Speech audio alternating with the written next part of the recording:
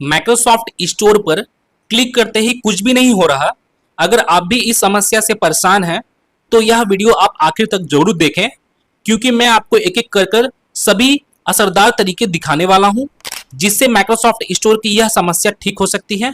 और इस वीडियो को आगे कंटिन्यू करने से पहले मैं आपको बता दूं कि अगर आप मेरे चैनल पे भी नए हो तो सबसे पहले तो आप मेरे चैनल को सब्सक्राइब कर ले और बेल आइकन पे भी क्लिक कर ले, क्योंकि मैं अपने चैनल पे कुछ इसी तरह के इंपॉर्टेंट वीडियोस वगैरह अपलोड करता रहता हूं।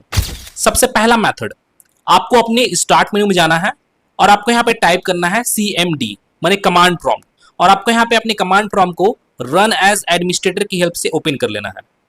और आपको यहाँ पे मेक श्योर कर लेना है कि आपका यहाँ पे एडमिनिस्ट्रेटर लिखा होना चाहिए, क्योंकि मैं आपको आगे जो कमांड बताने वाला हूँ वो एडमिनिस्ट्रेटर में ही आपके यहाँ पे वर्क करने वाला है। तो आपको यहाँ पे टाइप करना है SFC space slash scan now. आपको इस कमांड को यहाँ पे टाइप करना है।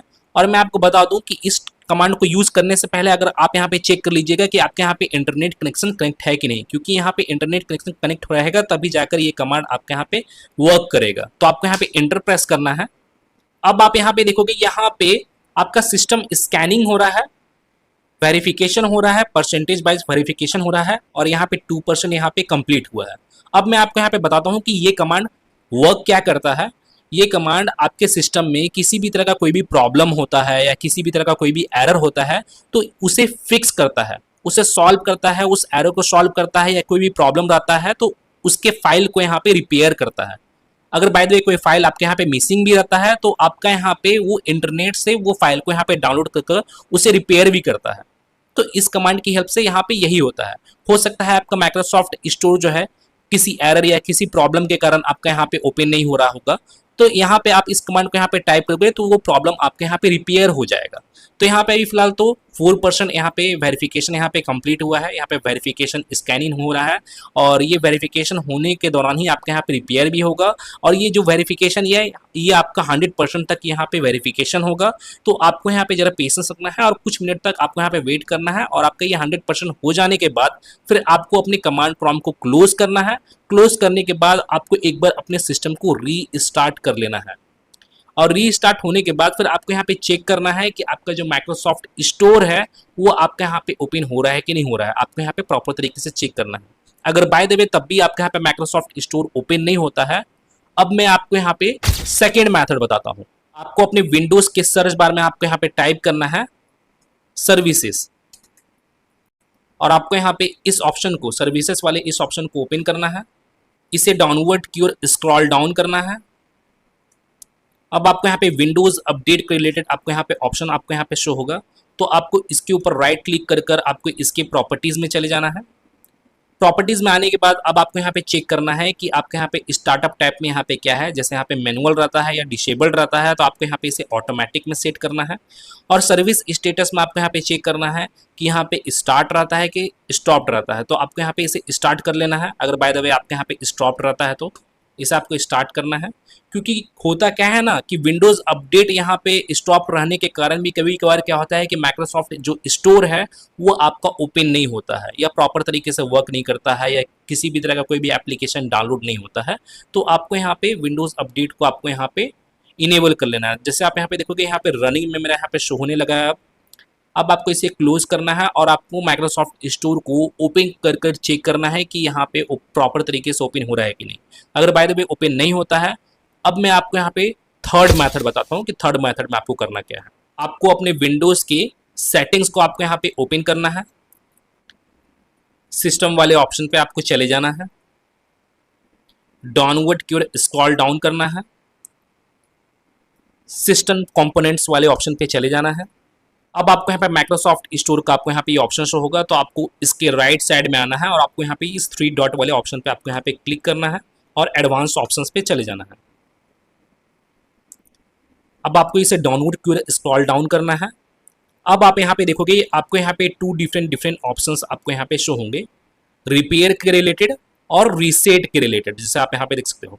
तो सबसे पहले तो आपको करना क्या है कि आपको अपने माइक्रोसॉफ्ट स्टोर को रिपेयर करना है। इस रिपेयर बटन पे प्रेस कर और आपको यहाँ पे चेक करना है कि उसके बाद आपका माइक्रोसॉफ्ट जो स्टोर है वो प्रॉपर तरीके से ओपन हो रहा है कि नहीं हो रहा है। अगर बाय द वे तब भी आपके यहाँ पे ओपन नहीं होता है तो आप एक बार रीसेट भी कर देख लीजिएगा कि आपका जो माइक्रोसॉफ्ट स्टोर है रीसेट करने के बाद यहाँ पे प्रॉपर तरीके से ओपन हो रहा है कि नहीं हो रहा है। अगर बाय द वे रीसेट करने के बावजूद भी अगर आपके यहाँ पे ओपन नहीं होता है, जैसा अभी फिलहाल तो मैं इसे मिनिमाइज कर रहा हूँ, तो रीसेट करने के बाद भी अगर आपके यहाँ पे ओपन नहीं होता है, तो अब मैं आपको यहाँ पे फोर्थ मेथड बताने वाला हूँ कि फोर्थ मेथड में आपको करना क्या है। ये फाइनल मेथड है, इसे अप्लाई करने के बाद आपका ये प्रॉब्लम परमानेंटली सॉल्व हो जाएगा। इस सर्च बार में आपको यहाँ पे टाइप करके सर्च करना है कंट्रोल पैनल।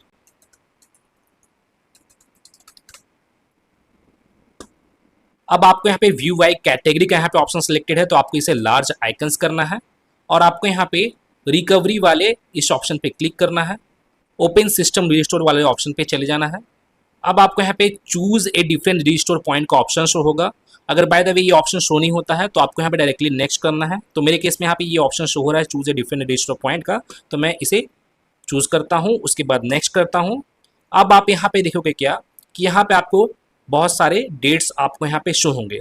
तो मेरे केस में यहाँ पे 3 डिफरेंट डेट्स यहाँ पे शो हो रहे हैं। और जैसे मैं आपको बता दूं कितने लोग को रिस्टोर के बारे में मालूम नहीं होता है, तो मैं आपको बता दूं कि यहाँ पे रिस्टोर करने से क्या होता है कि आपका जो सिस्टम है वो कुछ दिन पीछे चला जाता है। माने जो भी डेट आप यहाँ पे सिलेक्ट करोगे, अगर उस डेट में अगर आपके यहाँ पे सिस्टम शिफ्ट हो जाएगा तो उस डेट में आपका सिस्टम जैसा भी था वह एज इट इज़ वैसा हो जाएगा। अगर बाय द वे वो प्रॉब्लम उस डेट में नहीं था तो वो प्रॉब्लम भी आपका सॉल्व हो जाएगा।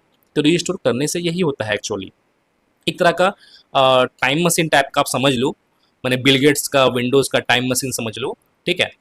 तो यहाँ पे आप कोई भी डेट को आप यहाँ पे सिलेक्ट कर लो अपने अकॉर्डिंग। सिलेक्ट करने के बाद फिर आपको यहाँ पे इसे नेक्स्ट करना है। नेक्स्ट करने के बाद फिर आपको यहाँ पे मेक श्योर कर लेना है कि आपका वही डेट यहाँ पे शो हो रहा है कि नहीं। उसके बाद सी ड्राइव को सिलेक्ट करना है, फिर आपको यहाँ पे फाइनली आपको इसे फिनिश कर देना है।